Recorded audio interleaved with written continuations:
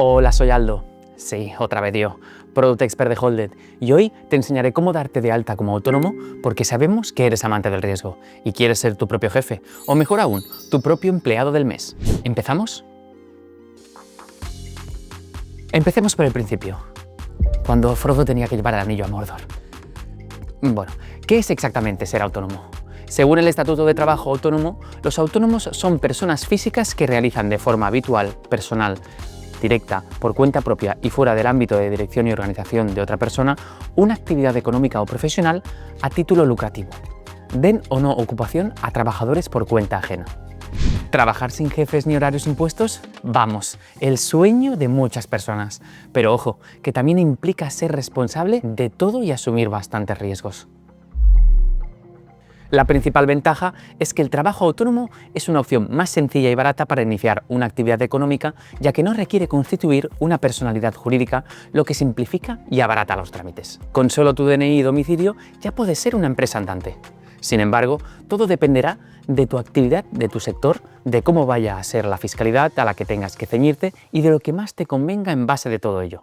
Por otro lado, la principal desventaja de ser autónomo es que debes asumir mayores riesgos, ya que debes responder con tu patrimonio personal ante posibles deudas, además de encargarte completamente de los gastos, la inversión y la gestión del negocio. También destaca la alta carga fiscal, que puede superar la de una sociedad, especialmente si los ingresos son elevados, debido a que las personas físicas tributan más proporcionalmente que las pequeñas sociedades. ¿Y es obligatorio darse de alta como autónomo si quieres realizar una actividad económica? En resumidas cuentas, sí. Pero hay algunas excepciones. Por ejemplo, si vas a realizar un trabajo puntual o si tus ingresos son muy bajos, menores que el SMI. Pero es mejor que estés muy seguro de que cumples los requisitos, porque si no, te puedes meter en un buen lío. El alta debe realizarse antes de iniciar la actividad y de empezar a emitir facturas, pero hay que tener en cuenta que se suelen tardar entre unos días y 2 semanas en completarse. Por eso, Hacienda da un plazo de hasta 60 días antes de iniciar la actividad para darse de alta. El primer paso es darte de alta en Hacienda. Para ello, debes acceder a la sede electrónica de la agencia tributaria y elegir el modelo 036 completo. Aquí informarás sobre tus datos personales, la ubicación de tu negocio y la actividad que vas a desarrollar. Es como crear tu perfil de LinkedIn, pero para Hacienda. No olvides elegir correctamente el epígrafe de tu actividad. Busca bien el tuyo porque no hay pocos. Al final, presenta el modelo de manera telemática, con certificado digital, clave PIN o en persona si no tienes estos medios.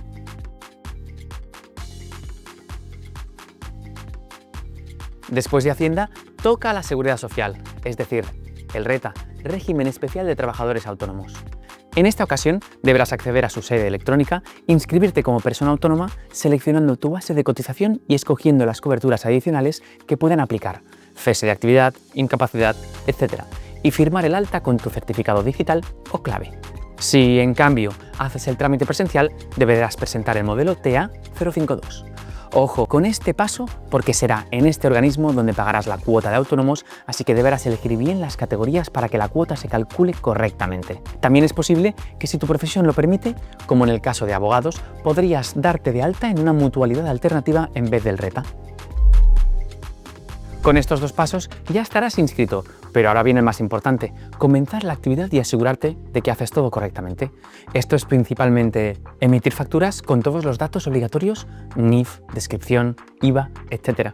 Cumplir con tus obligaciones fiscales presentando los modelos correspondientes cuando toque. El modelo 303, que es la declaración trimestral de IVA, y el modelo 130, que es el pago fraccionado de IRPF. Y así ya estaría el trámite de alta. Ya puedes lanzarte a la aventura.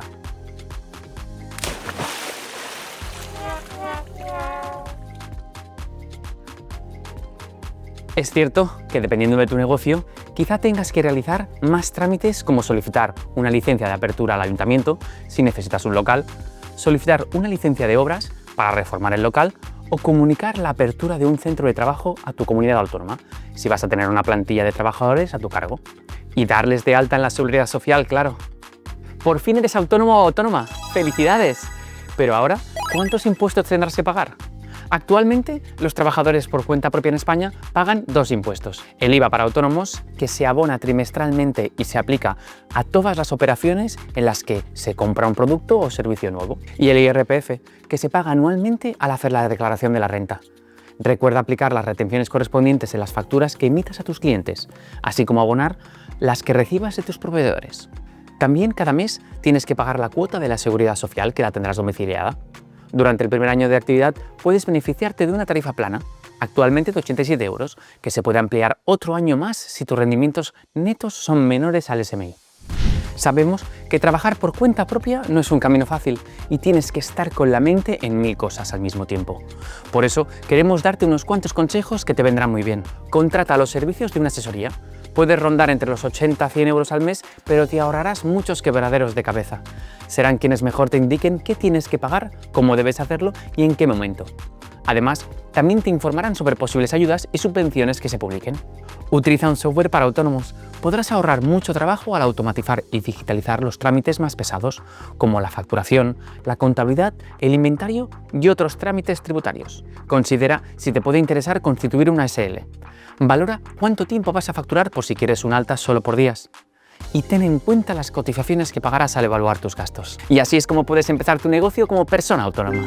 Siguiendo estos pasos, no tendrás pérdida. Si te ha parecido útil este vídeo, no olvides darle un like, puedes dejar tus dudas abajo en los comentarios y suscríbete para más contenido sobre emprendimiento y gestión empresarial. Nos vemos en el próximo vídeo.